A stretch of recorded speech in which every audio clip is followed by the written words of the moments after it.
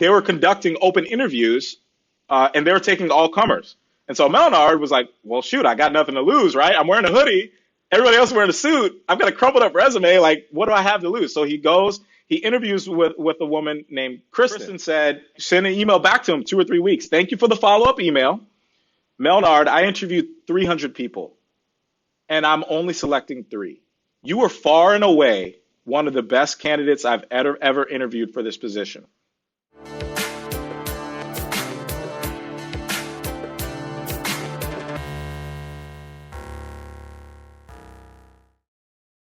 Okay. Well, ladies and gentlemen of the FES Club, I was involved in FES back in 2012 to 2013. So I graduated about 8 or 9 years ago, pretty much. So I was in your shoes at one point, like going through life. I think society puts a lot of pressure on us at different times with pretty much like 1 to 2 questions. For example, like when you're in high school, people ask you, what's your major going to be when you go to college? And, which college are you going to? And there's a lot of pressure to deliver for society's demands. And then when you get to college, the question is, when are you going to graduate? What are you majoring in? Do you have that first job lined up? And especially when you're like a senior, you either don't have the answers to that question. It just leads to a lot of anxiety. And I'm here to tell you that it still doesn't end. In the sense that when I graduated, I remember for the first time I got asked if I had any kids at 23 years old.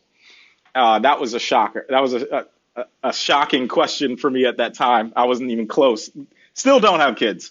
But, now that I'm 31 years old, the questions are now, when are you going to get married? And, there's pressures to buy a house and have kids. But I guess what I'm trying to say to you all is that I understand the situation that you're in very viscerally.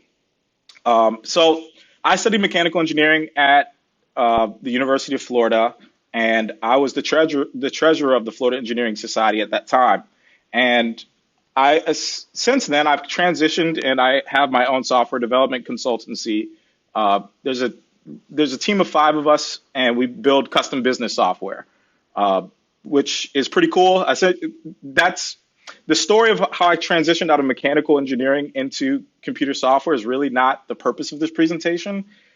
What I have for you guys is actually a real treat, because a presentation like this could be really dry, where somebody's like, oh, send the follow-up email and make sure that you wear a suit. And like, here are the top 10 interview questions that you're going to get asked and how to be prepared for them. I have something a lot more dynamic for you guys.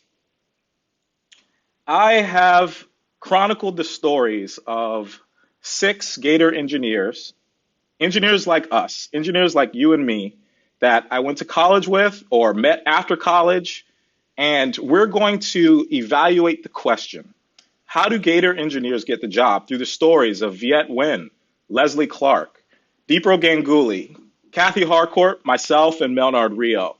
We're going to travel through time. And we're going to learn a little bit about these people.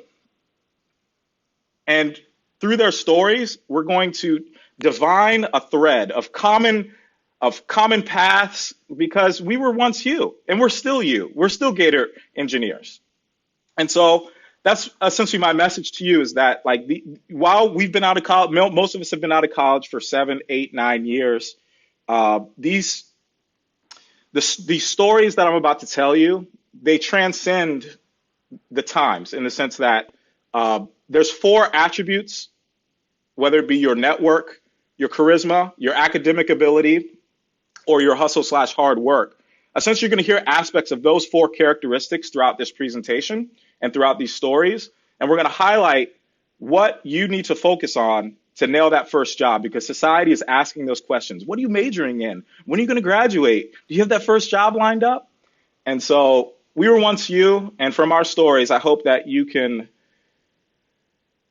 get something valuable from our stories and be able to take something from this in regards to how to navigate a situation. Like, this is, the biggest, not, of course, we all got problems, but this is one of the bigger problems in your lives right now.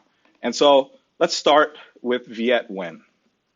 So Viet, as you can imagine, his name's Viet. He's a Vietnamese American, I know Viet through another guy in this presentation. Deepro Ganguly, he's an Indian American immigrant. They were Viet and Deepro went to high school together, and I met Viet while in college. And what you need to know about Viet that's really interesting is that he's got a very assertive personality. Like if you were to meet him, he's like the loudest person in the room. He's got a lot of social ability, and he's just got a very like aggressive, assertive personality. And he's a no nonsense kind of guy.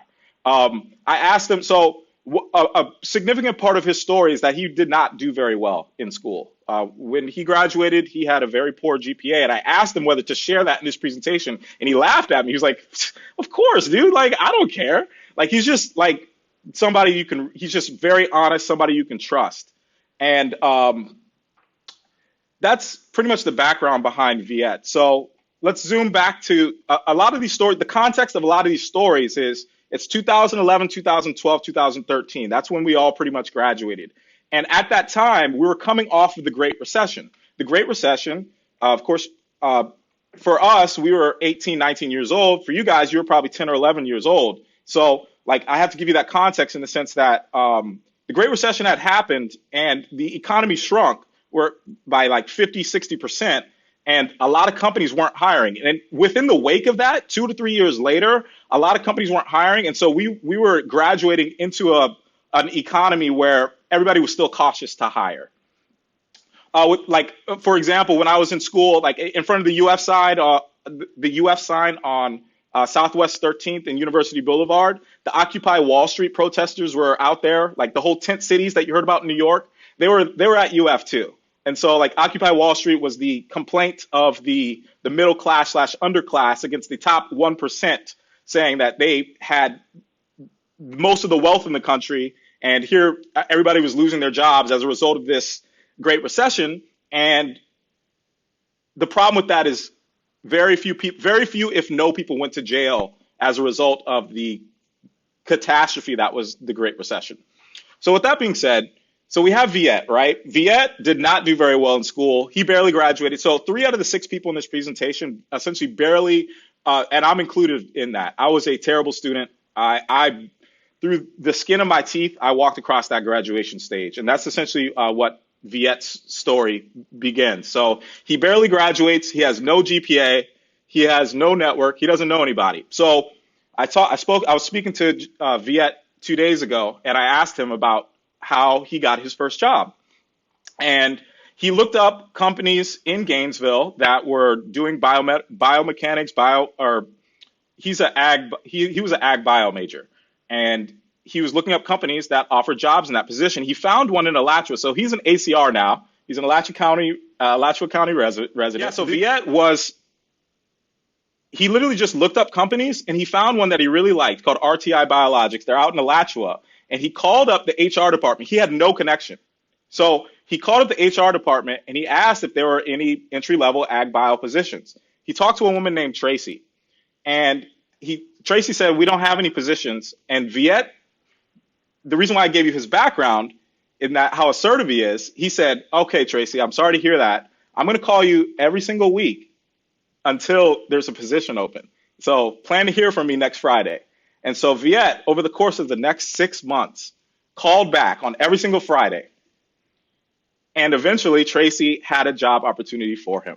And guess what? Because of that hustle, because of that consistency, because of his desire, he made up for his lack of academic ability, the lack of network, with just pure hustle and just strength of will. And so when the job opportunity happened, this woman, Tracy, tripped all over herself to give Viet that opportunity to work at RTI. And so he worked there for 6 or 7 years. And that's the story of how Viet, even though he was a poor student, was able to get a job after college. And so we've got 5 more people to cover. And we've got people from all walks of life in regards to immigration, genders, and let's just move on from there. That's the story of Viet. And so the story behind Viet, he sent the follow-up email, he sent the follow-up call, and essentially the story behind Viet is that hustle cleanses many sins. A lot of people, there's a phrase from old society called fortune favors the bold. People like Viet, who just exert their will on the world. I want this job. I want to work here. I'm going to do whatever it takes to get this opportunity. The world tends to bend to the will of those people. And so if that's you, right? So I just have a special message for people like that were like me in Viet in college. And, there's a lot of anxiety about like, I don't know what I'm going to do with my life after college. I don't know if I'm going to be able to get a job. And I just like to give you guys this special message, which is hang in there. It gets better. And the situation that you may be in, right? I just want to encourage you to keep going, because what you're experiencing right now is only a moment in time. And hang in there. Hustle cleanses many sins. Viet's story. This is a real Gator engineer. Like, to you, this is just a character, right? This is just a person on a screen. But to me, Viet's a real person. I saw his personality. I saw how he hustled to gain this job. With that being said, let's move on to Leslie. So Leslie Clark, she, unfortunately, let's have a moment of silence for her undergrad. On the bottom left of the screen, she graduated from a certain unfortunate university. But she ended up becoming a Gator engineer because she ended up getting a master's at University of Florida. So when she graduated in 2011, of course, remember, we're in the wake of the Great Recession. So she was coming out of FSU. FSU doesn't have the same networking resources. They fill up the entire O'Connell Center with the career fair, and like the Career Resource Center, at least when I was at UF, and I imagine it's still the case, was a phenomenal resource. I did all the mock interviews and like just was showing people my resume, that I got the resume editing services. Use the Career Resource Center, guys. Like, it was a phenomenal experience for me to go and get some feedback on interviewing and my resume and things like that. So Leslie had graduated in the midst of this downturn in the economy. And so she was talking to her dad, and she was like, I was comparing the UF career resources versus FSU. FSUs are much less with regards to engineering. Like, while we fill up an entire O'Connell Center, like essentially the Florida State University career day, she pretty much was saying like it's just a little room essentially as in comparison. So she decided to get her master's to try and wait out the wake of the Great Recession. So she ends up getting her master's degree. So what you need to know about Leslie is that I met her in Jacksonville at a National Society of Black Engineers alumni group. She was the president of the group. And during the pandemic, she actually put on a web show on Instagram where she was just interviewing just professionals and people in her life. Like, she's a social butterfly by every measure. She's well known. She has a great network. She's fun to be around. Like, she's just got social ability out the wazoo. Now, what's special about Leslie is she also was a good student. And so when Leslie ended up graduating from the University of Florida, when she was at the University of Florida, she got involved in SWE, Society of Women Engineers. And so she went to a SWE conference up in Portland, Oregon, and there was a career section of the SWE conference, and she said she was passing out her resume, and she was about to walk out, and the last booth that she passed by was Intel. And she walked up to the Intel booth, and she was talking to the person at Intel, and they found out that she was a Gator engineer. And so I'm sure you guys have heard that the Gator Nation is everywhere. And I'm here to tell you, 8-9 years out of the university experience, that is in fact very true. Like, for example, if I were to interview one of you and I heard that you were a Gator engineer, like, there's just so much more that I'm going to do for a Gator engineer than I am for anybody else. And so with that being said, the woman that was interviewing her on the spot at Intel said that we have one spot, and the last person that we had in this program was a Gator engineer. And because you're a Gator engineer, we want to give this position to you. And so the lesson from Leslie's experience is that essentially the Gator Nation's everywhere. And so whenever you meet a Gator grad, there's just always we're always looking to give back. And so while she did have above average grades, how Leslie ended up getting her first internship at Intel, that happened because of networking. She got involved in SWE, like getting involved in FES. You're doing the right things by getting involved in these professional organizations. I really encourage you to go to the formal dinner, like meeting people, the let me cut to the chase, which is when I talk about the four attributes: charisma, networking, academic ability, and hustle. The number one, the far and away the most important one is your network. Your network, people you know, people who know you, people who know about you. That is the most important aspect to your career and opportunities for you in the future. So you need to be out and about. I know we're engineers. We want to be like tinkering with things. Like social ability is much more important than academic ability, technical ability. And like, I hate to burst the bubble of anybody who's very academically talented.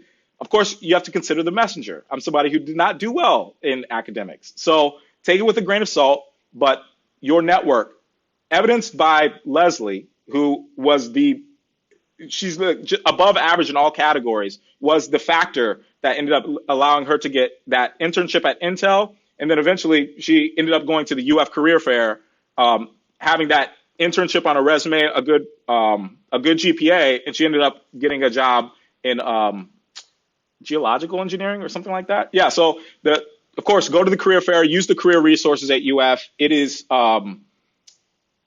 it's really something special that we have at UF. So let's move on. So Kathy Harcourt. Kathy Harcourt was my next door neighbor. So Deepro Ganguly was so we're just going to, there's a guy in this presentation, the Indian guy, right, that I met Viet through. I know Kathy because Deepro was dating a girl named Camille, his now wife. Deepro was dating Camille, and Camille was friends with Kathy. They were college roommates. And so as Deepro and Camille's relationship was budding, we ended up moving next door to Camille. Our apartments were right next door to Camille and Kathy. So that's how I knew Kathy. So Kathy, what you need to know about her is that she's actually a state wrestling, female wrestling champion.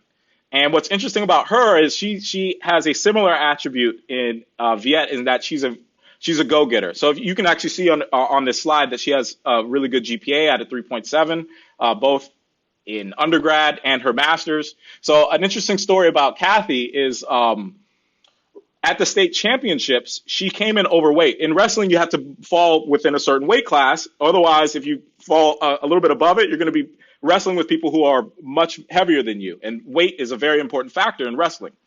So she was 2 or 3 pounds overweight. And so she told me that to make it through her desired weight class, she actually stripped off all her clothes in front of everybody. And she weighed in.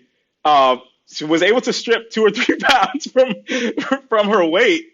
And so like someone like this is an important aspect of her personality. Like when I would hang out with Camille and Kathy, because they were right next door, Kathy was studying every single night, multiple hours every single night. She worked at Vitamin World at the Oaks Mall. She grew up in Naples, Florida. Like she is a true go-getter. And so someone like Kathy, who has a great resume, and her name's Kathy. Have you ever heard of the term chatty Kathy? That's definitely her too. So she has a lot of charisma. She likes talking to people.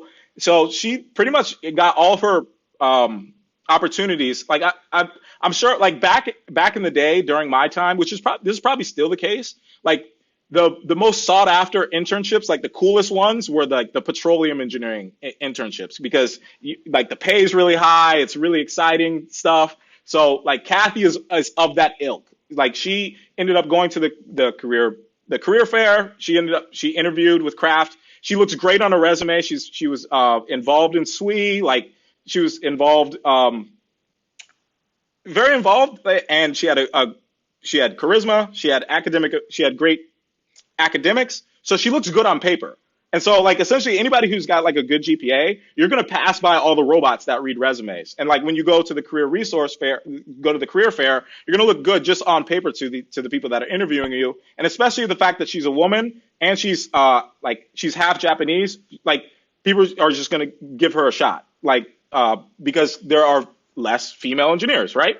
And so she's got a great GPA. She's a female engineer.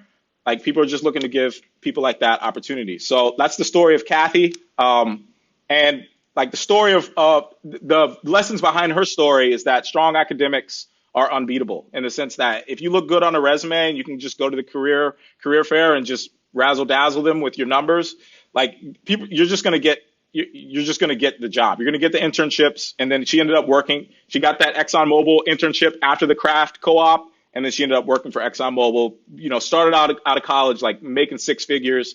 It was incredible to witness. And of course, I've mentioned the career fair, the career resource center multiple times. Use that as a resource, guys. It's actually just phenomenal, the opportunity that you can get from just that. A lot of the stories in all these stories, a lot of them revolve around the career fair. So I mentioned Deepro a few times. This is my college roommate. I met him in middle school. We were actually in the same homeroom in 8th grade, and we ended up keeping in touch because we played a lot of video games together in high school, and we ended up becoming college roommates. So a little bit about Deepro is that he's a first-generation Indian immigrant. He came over to the United States at 4 years old, and yeah, we played a lot of video games growing up, and he's obsessed with basketball. So he's very well-rounded. So just like Leslie before, Deepro is very well-rounded where he's above average in charisma. He's got above average network. So with Deepro, he's actually, if he's an immigrant, he actually has his story is somewhat privileged. And so was mine, in the sense that Deepro's dad was a mechanical engineer, and my dad is a mechanical engineer. And so we kind of have a leg up because we already have connections in the industry.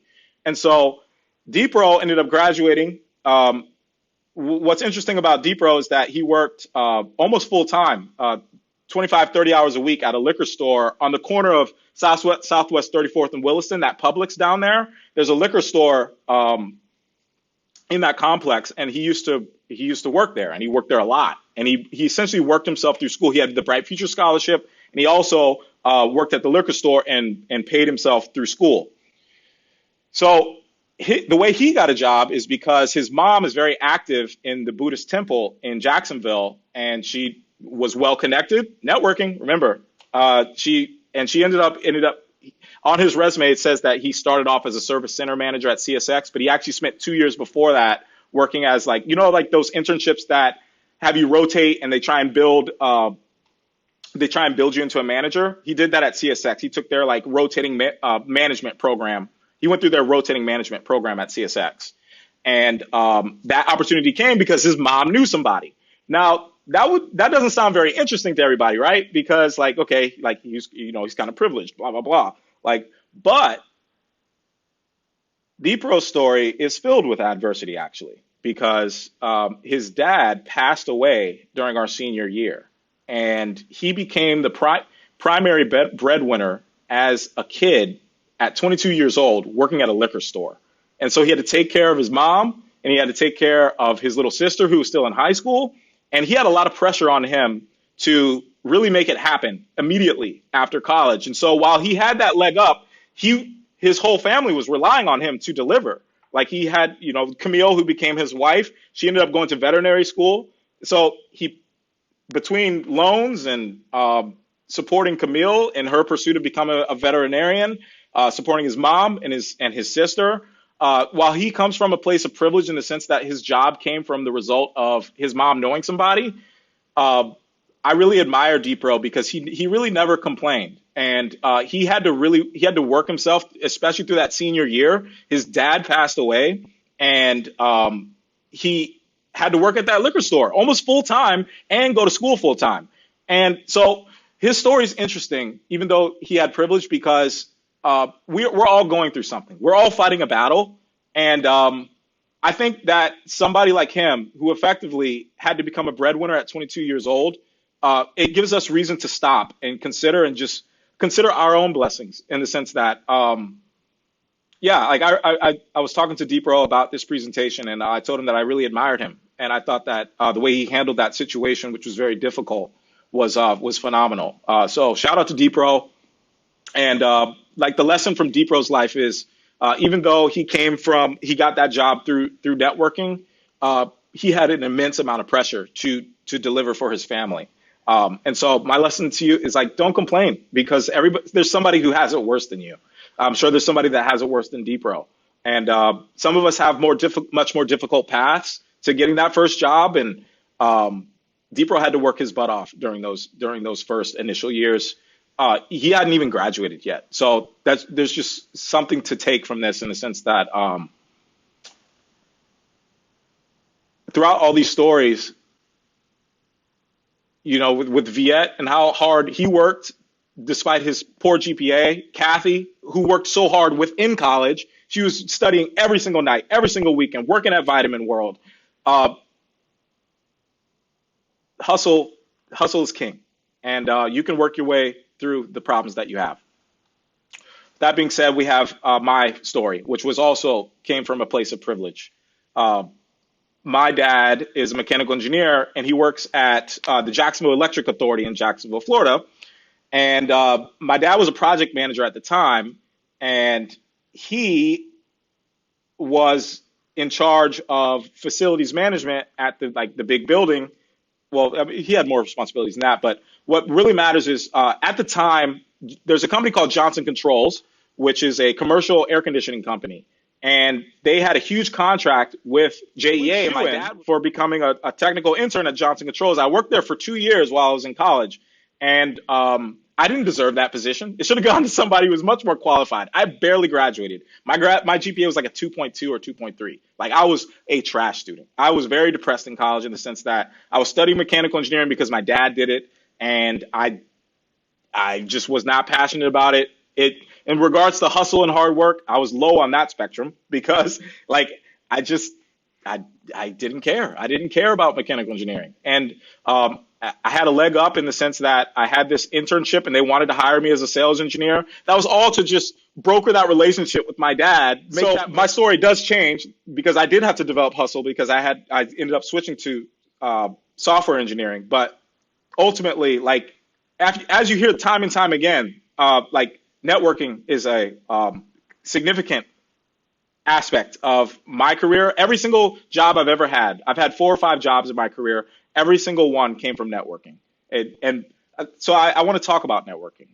My network has been the source of all my opportunities. So a word about networking is you may listen to me say the word networking and it just sounds sleazy, right? Like, oh, you go and you just meet people. But like everybody in this presentation, like Deepro Ganguly, Leslie Clark, Kathy Harcourt, Viet Nguyen, I consider all these people my friends. Like when you go out and you go to FES, like all the people that I'm just going to just say names, right? I'm just going to name drop. These are people that I met at FES. Rosemay Alcid, Susanna Roque, Jerry Francois, Alexis Taylor. Like there's more, many more. But like if any of those people came across my LinkedIn feed or needed a job, because of that connection I made with them, going to the socials, attending the general body meetings like you are now, those connections were so deep that if any of them crossed paths with me again, I would look upon them with lots of favor. There was a freshman at the time, Jason Matteo. He had joined FES when Melnard, who's going to be the last person I speak about, he was the president of FES at the time. I was the treasurer of FES at the time. And Jason Matteo was a freshman. He was studying mechanical engineering, and like we kind of just like took him under our wing, and we ended up running into Jason Matteo almost 10 years later at Young Catholic Professionals in Jacksonville, Florida.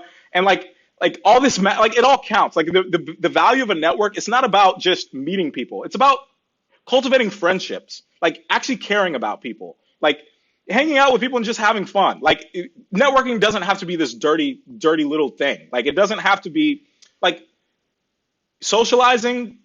Like, for example, I met Leslie at National Society of Black Engineers. And so we're friends to this very day as a result of meeting at a networking organization. So I just want to, like, I think a lot of people would just, like, their minds would shut off hearing me talk about networking. Like, okay, dude, like, I don't have a network. Like, what are you talking about? Like, I'm just in college and everybody else I know is in college.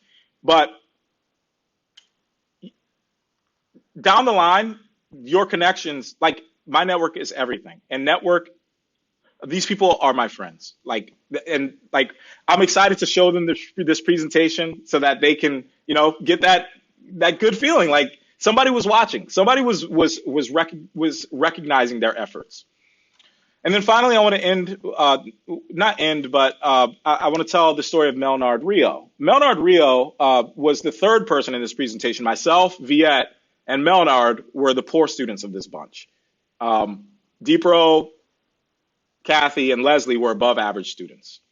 Melnard was on academic probation, so bad that he had to reach a certain GPA at the UF or they were going to kick him out within a year for his senior year. Now, what you need to know about Melnard is I've known Melnard since I was 13 years old. We grew up together. We went to church together. We were in the Boy Scouts together. We ended up being college roommates. Like a lot of these people I've spent time with in like these are my friends. So I just want to make a mention about networking again, because I don't want you guys to get turned off by that term. Just knowing people, the fact that I talked to Chris, right? Chris is running FES. And he got in touch with me about getting involved in the mentorship program. Chris has a forever connection with me in the sense that all of you also have a connection with me in the sense that you're all Gator engineers. All of this counts. And what's beautiful about it is that as you grow older, it compounds on itself. As you meet more people, you have connections with other people, like Jason Matteo, that freshman that I mentioned. That relationship that I built with Jason Matteo at FES 10 years ago, it echoes throughout time. And so with that being said, Melnard Rio, he's been a best man in 6 different weddings. Growing up, I was always known as Melnard's friend. His ability to his charisma is so strong. People just love this man. So much so that they gave him the highest honor you can give a friend, which is making this person their best man. So I'm trying to paint a picture of the level of charisma this guy has, despite the fact that he was the bottom of the barrel when it came to academics. No offense, Melnard, you're my guy, but yeah, I'm just calling it like it is. So we're going back to 2012. A lot of these stories surround the career fair and the O'Connell career fair. And it was the day after the career fair. Everything was shutting down, and Melnard was on campus. He was wearing a hoodie. And he had a folded up resume in his backpack. And he was walking through the Rights.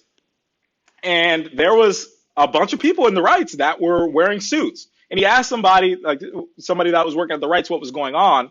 And he was studying civil engineering at the time. And he said, wait, what's going on? Why is everybody wearing suits? I thought the career fair was over. And apparently Kimley Horn, the day after, Kimley Horn is a consulting company that specializes in civil engineering. And they said that they were conducting open interviews and they were taking all comers. And so Melnard was like, well, shoot, I got nothing to lose, right? I'm wearing a hoodie. Everybody else is wearing a suit. I've got a crumpled up resume. What do I have to lose? So he interviews with a woman named Kristen. And the first question that Kristen asks, he's wearing a hoodie. He's completely unprepared. He's got a crumpled up resume. And the first question they ask is, Melnard, is how do you handle stress? And so Melnard and I grew up in church together, and Melnard responds, and this is also the value of authenticity. He responds and says, the way I handle stress is that I pray about it, and I get involved with my church community, and when I pray, it makes me feel better about what I'm going through.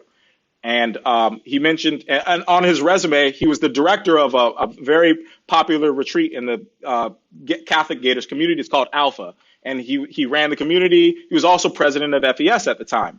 And he was authentic about his answer because, especially religion, right? In a job interview, the very first question, am I really going to be talking about my religion? But Melnard just put it all out there. And so he finishes the interview. They're laughing. They're joking. And he sends a follow-up email. Always remember to send the follow-up email. So that sounds like something it's a lot of what echoes throughout these 6 stories is people following through. And that's really important because a lot of people talk about it, but not a lot of people actually do it. So the people that I'm talking about that actually got these jobs, these are the people that actually followed through. So he sent a follow-up email to Kristen, and Kristen said, send an email back to him 2 or 3 weeks. Thank you for the follow-up email. Melnard, I interviewed 300 people, and I'm only selecting 3. You were far and away one of the best candidates I've ever interviewed for this position. And I'd like to offer you an internship at Kimley Horn. So Melnard goes and does the internship, and he spends a few months that summer. A month into the internship, So Melnard, of course, has bungled all of his scholarships at this point because he's on academic probation. He's no longer on Bright Futures. And Kimley Horn offered to pay for his senior year if he agreed to come on to the company thereafter. So the story of Melnard, right, who was one of the less academically gifted, like me, is that if you have charisma, all you need is a foot in the door. And those of you who are the charismatic ones in the bunch, you may be going through a situation like Melnard or like me or like Viet. People like you, people like Melnard, you guys, people want to do business with people that they like. And so when he goes to that interview, he's wearing a hoodie. He's got a crumpled up resume. He's got a trash GPA. And yet he got selected. The 1%, the things that those guys were protesting on campus, the 1% of Occupy Wall Street, of course, that's facetious, but he was the 1% that was selected, even though he was one of the least qualified academically. And that is the value of social skills. So I encourage you guys, networking, charisma, social skills, meeting people, these things matter more than anything else. And so essentially we've talked about networking, academic ability, charisma, and hustle. We've heard these 6 stories. And what I'd like you to do is I'd like to examine yourself and to know what are your strengths among this. Like, for example, me, I tend to just make friends. I make close friends very easily. I think because I have a certain authenticity. This is me just observing myself, which is I have a certain authenticity about myself that really attracts friendship in other people. And so that's my greatest gift, is the ability to actually create friends, and people just want to just hook me up. And I'm so thankful for that. And so the downside to that is that you have to deliver when you actually get the job. Like, for example, me at Johnson Controls, I had to deliver. Otherwise, my dad's going to look stupid. So I want you to think about these 4 attributes, and I want you to think about what you're strong at. And when you think about the stories between Kathy and her academic ability, between Viet and his just over-the-top hustle, Melnard with his over-the-top charisma, you need to triple down on your strengths, because even if you do have the low GPA, if you've got a great GPA, you're pretty much set, because you're going to look good on paper and you're going to be able to get the job. But I want you to think about where you lie on the spectrum of these 4 different attributes, and you need to triple down on your strengths. And you need to really lean into whatever you're strong at, whether it be academics, whether it be hustle, charisma, or your network. That's how you're going to get this first job. That's how you make it past graduation and acquire your first position. And I just want to reiterate that those of you, once again, I'm sorry, I guess I'm selfish, but I'm speaking, because those of you that are doing well academically, you're going to be okay. I really want to focus on those of you that are not doing well. If you're feeling depressed, if you're feeling suicidal, you don't know what you're doing with your life. Like, I'm about to graduate, I have no idea, I have no clue what the heck I'm doing. I have a special message for you, which is it gets better. This is just a moment in time, and all this is going away. And that's a beautiful thing, and it's a sad thing at the same time. And your struggles now will just become a memory. And I would like to encourage you, anybody who's going through something right now. You remember the story of Deepro. His father passed away, and at 22 years old, he had to become a breadwinner. Viet had no network, no opportunities, and he called that woman for 6 months straight. He called Tracy back over and over and over again. He said, every single Friday, I'm going to call you until you offer me a position. This is the beauty of the human condition. And so any one of you that's struggling right now, I encourage you, it will get better. Hang in there. You don't have that much longer to go. And that's it, guys. That's my message today.